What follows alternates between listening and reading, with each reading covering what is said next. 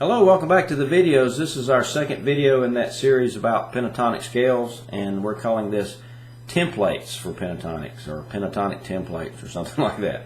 But anyway, it's just some term I made up to help us associate the three chord shapes for major chords, the F, the D, and the bar, and trying to use the notes that are already there, because we found out in the previous video that three of the pentatonic notes, 5 notes from the G scale, for instance, 3 of those 5 notes is contained in every G chord you learn. So we learned a specific pattern of notes that we can memorize as a pattern to allow us to use the notes that are already there plus the notes nearby to find those 5 notes of the G scale.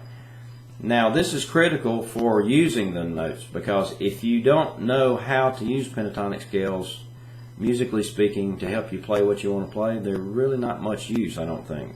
Just like anything you learn that's theoretical. So one of the most important ways to use pentatonic scales, I think, is to find melody notes. Most of the melodies that you heard sung in bluegrass songs, those vocal melodies, are based on pentatonic scales. Now there's other things you can do with scale notes, like pentatonic scales may use to build licks, and there's other constructs that can contain pentatonic scale notes. But I think for beginners or people who are new to the kind of the whole concept of pentatonic scales, one thing that will help you immediately is to use these chord shapes and those patterns, those templates we memorized, to help us locate melody notes. That means you're not limited to just playing simple breaks down here in the first few frets. You can go up and down the neck and construct solos that have the same melody anywhere on the neck, which is pretty powerful.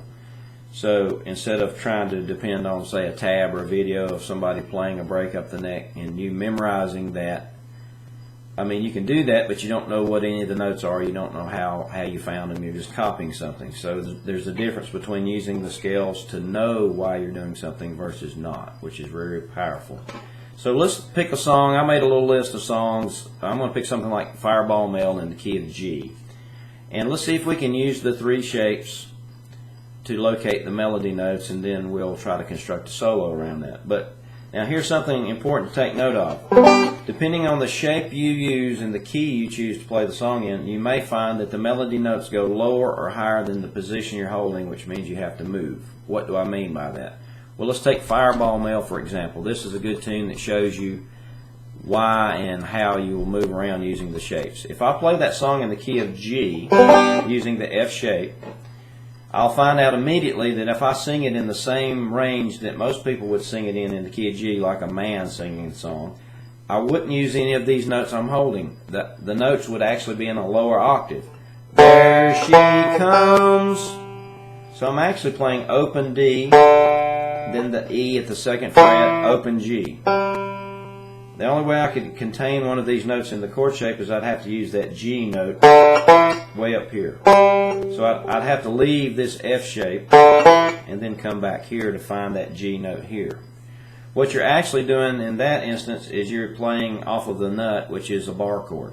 So you remember the pentatonic template that we learned for a bar chord? You'd be operating open and closed across the 2nd fret, which is operating really out of a bar chord. So that's not helping us much with the F shape. So what would I do in a circumstance where the notes I'm looking for are open, let's say, down here, lower? Well, I could say, well, I want to shift the melody up to the next octave. What's an octave above this D? The 1st string. Where's another place to find the 1st string D? Here. The 1st string open and the 2nd string at 3. They're both D's. Hey, wait a minute, that D is in my F shape. So I could start here, and I'm going to sing it in a low voice because I'd have to do this. There she comes. I'd have to try to sing falsetto there, which sounds horrible for me. I'm not a good high lead singer at all. So I'm going to continue to sing it down here. There she comes. But I'm actually going to play the melody notes on the banjo in this shape as much as I can, which means I'll have to play this D, this E, which you remember is the 6. So if I called out the scale notes for G pentatonic, you'd have the 5th note of the scale, D, the 6th note of the scale, E, and then the 1st note of the scale, this G. There she comes, and again remember I'm singing there she comes because I can't sing that high for lead, unless I did a falsetto. There she comes, which sounds horrible. So I'm just going to sing low and play high. There she comes. Now, again, even if you didn't remember that this was the fifth, the sixth, and the first notes of the scale, all you really need to remember is this is part of our template. This note, this note, this note, this note, there's a note, and this note. All those notes are in or nearby the F shape. So far I didn't really have to go anywhere much but stay here. Now here's the next thing. What if the melody goes higher than the notes I found here? Just like these low position notes were lower than the chord shape. What if the melody goes up? Okay, you can switch to the next G chord to see if this G chord contains the notes, and if they're not already in the chord, they'll be nearby. So let me see if I can move up to the next G. There she comes. Look. Aha. The first string at 9. That's in the G chord. Look. But this note is not, but it's nearby. This note is in. This note is in the G chord. So this note, and this note. Those are 3 notes out of that D shape. Ah, all I need to do is add this note. And remember, we learned a pentatonic pattern across any D formation. Oh, I missed one.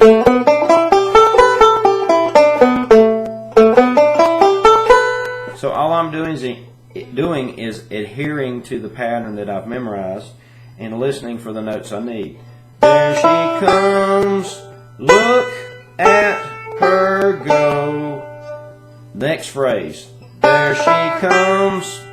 Okay, those are the same notes I used in the very beginning. What if I could find those notes here? There she comes. Hey, same notes in the same octave. D, E, G, D, E, G, D, E, G, D, E, G. So you might say, well, wait a minute, John. If I can find these notes here, why wouldn't I just go up there and start my whole solo there? Watch this. I could play the whole melody here. D, E, G, B as in Bob, A, G, D. Next phrase. D, E, G, B, B. Now the melody goes even higher. Goes up there. I'm playing out of a bar chord now. There she comes, eating that coal. Now the melody is going to go even higher. Watch her fly. And I've got to do falsetto there. Watch her fly. That's this G chord. I'm using the first string out of this G, which contains the exact same notes as this G in the exact same order. Fly. But I'm really fly. I'm just borrowing that first string note. Now back to here. Look at her sail. Ooh, what's that? There's that 6th note of the scale. Remember the pentatonic template for a bar chord. Now I'm finding that, hey, the first string 2 frets higher is a pentatonic scale note that I use a lot. Look at her. 1, 1, 2, 1. Now the next phrase, which is the last in the song. Let her bye, bye, bye, farewell mail. Aha, now let me construct this solo, and then we're going to discuss something else that's strange. The backup chords to the song compared to what we just used. We'll talk about that in a minute. But let's look at the melody itself. Now we've used this shape. We've borrowed notes from this shape. We went to the bar chord. We went all the way up to 17. Just to get this note. But again, I'm using the chord shapes as a template. I already know that the notes that I'm holding are 3 of the notes out of the pentatonic scale with a leftover repeated note. And I just have to pick the shape that gives me the right octave range, or the notes in the right range. If I was singing this melody, I can break the rule that says I don't have to play the notes of the melody in the same octave range as the person singing it.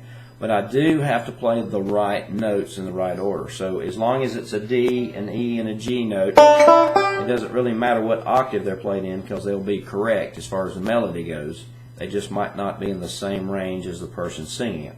So we are using the vocal as our meter to tell us what the notes are. So I'm going to go up down the neck here and see if we can play the whole melody. Maybe I'll give you a different shot of the fingerboard there. There she comes, look at her go. I'm going to return here because I want to try to use as many shapes as I can for this exercise. I know I can find all those notes here, but I'm going to keep trying to switch shapes. There she comes, eating that coal. Bar chord, first string. Watch her fly.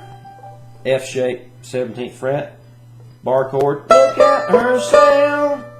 Back to the F shape, let her by, fireball mail. Or the D shape, let her by, fireball mail. So you notice that I used pretty much the whole neck. I didn't go any higher than 17, but I could have if I wanted to transpose it even higher. But I'm using the chord shapes as my roadmap. Now, I mentioned something earlier. There's something odd going on in the background. While you're doing this melody, you're just using G chords because the melody is based on G pentatonic. But what are the other musicians doing behind you in the jam, or if you're in a band? Will they just play G chords through the whole song? No.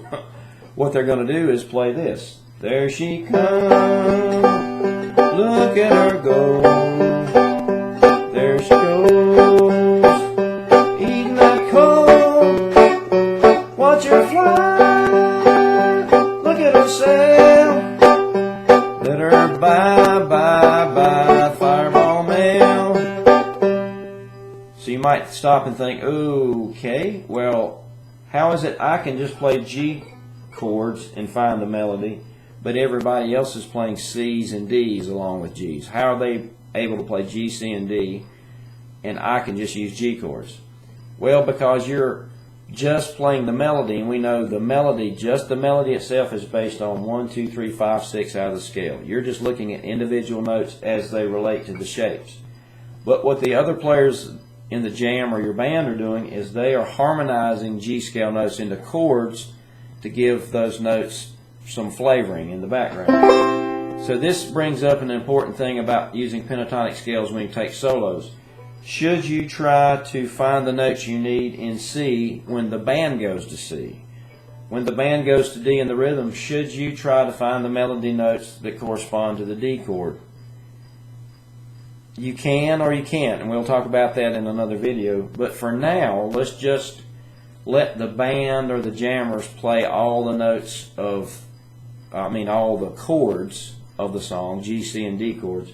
And we're just going to stick in G chord shapes and use just G pentatonic.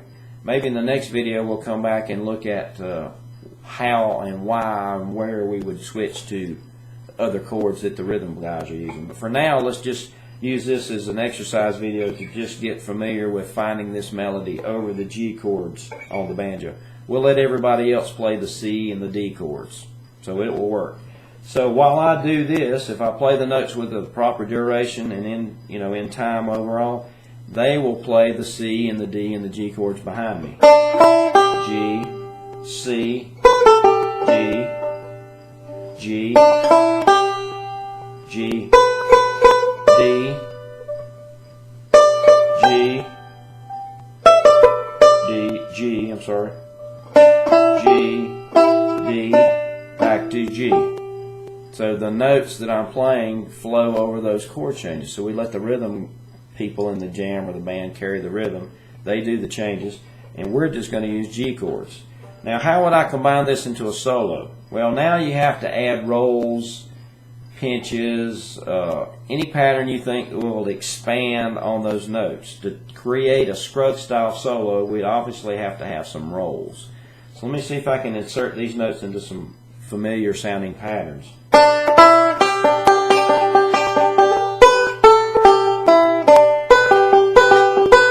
Now I'm going to stay here.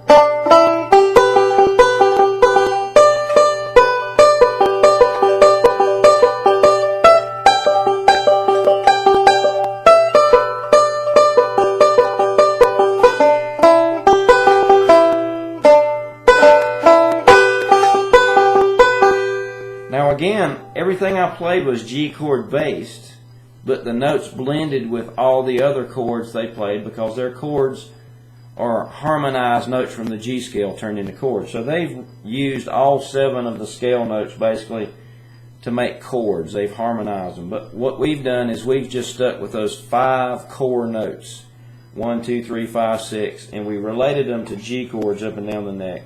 And you notice whatever notes I had left over nearby, like chord tones, notes that weren't scale notes for G pentatonic but that were already nearby, I used those as filler. And you can combine them in all kinds of ways. I didn't even have to start here. I could have started here.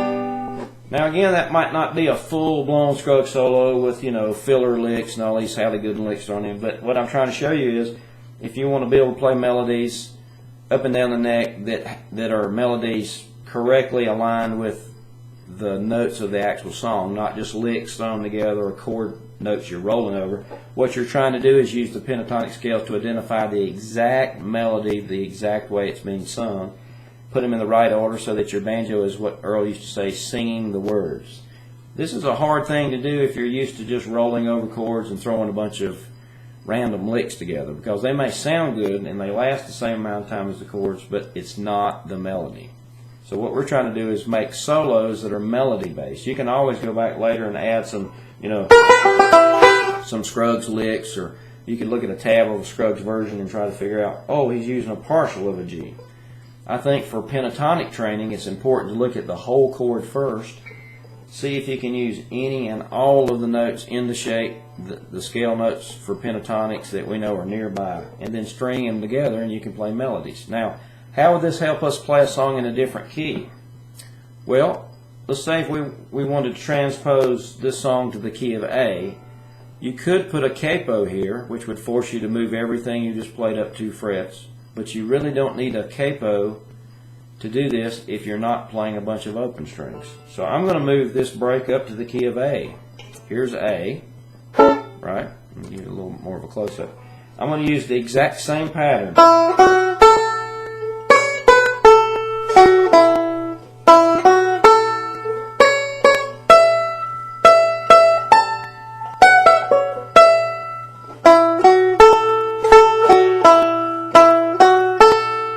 So I basically just ripped off, if you want to think it that way, I just copied verbatim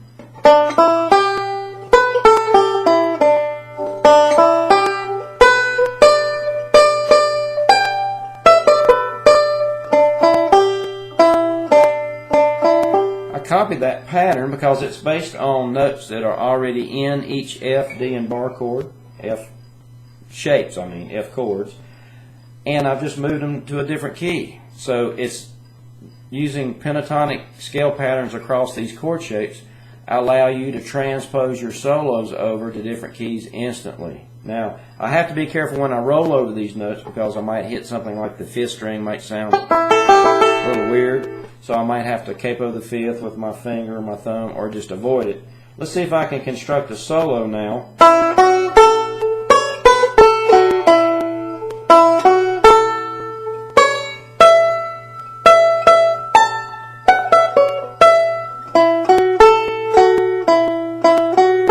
Just like I did for G, let me see if I can add some roll patterns.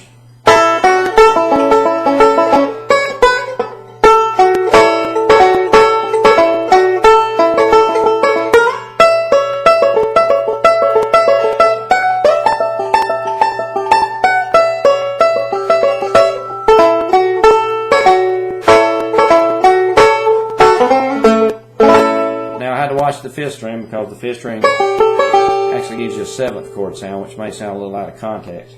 But what I did basically was constructed a solo in A. If I wanted to move this to the key of B flat, I just go up 1 fret from A.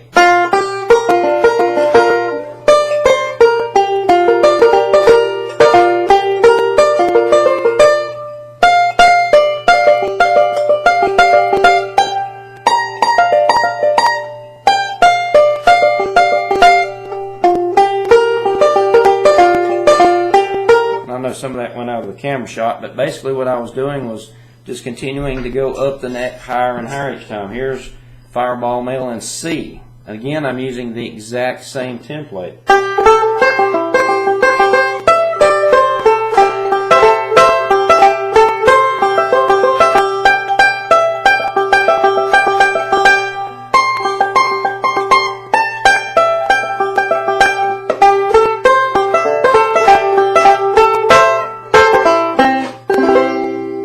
So I think you'll start to get the picture here. Try taking Fireball Mail and playing it in G, remembering that you're not using the same chords all the time that the rhythm guys are doing. You're not playing C and D chords in the progression, but you're just using G chords all up and down the neck to construct your solo.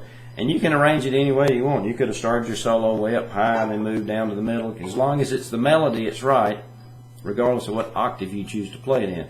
As long as it corresponds to the notes that are sung in that melody, then your break is correct. It's melody oriented based on the vocals. And then just adding rolls and things to it. You can play what I'll call a simplified Scruggs version. It has chord shapes, it has pinches, has rolls. You can slide into the notes. You can do pull-offs. But you don't have maybe some of the dedicated Scruggs positions like the Sally Gooden position. You don't have some of those famous licks inserted in there.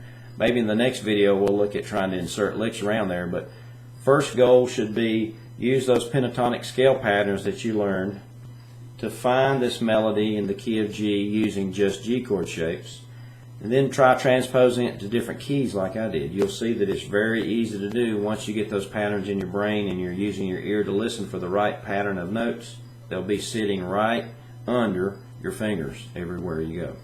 And we'll also talk about why you would use other chords that correspond to the rhythm players in the song. We'll save that for the next video. I'll see you next time. Thanks.